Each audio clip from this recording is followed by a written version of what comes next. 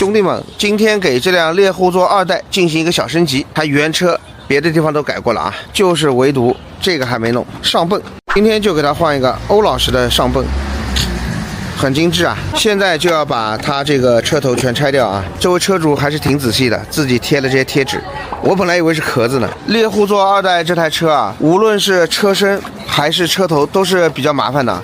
换个上泵，连仪表也要拆的差不多啊，好吧，我们就松弛到这个程度，那差不多就能开始换了。先把老的给拆下来，再把新的泵给它换上去。现在这个位置已经上去了啊，准备给它用好的油，大家看一下，不雷博的啊。老铁迫不及待想试试看手感，感觉怎么样？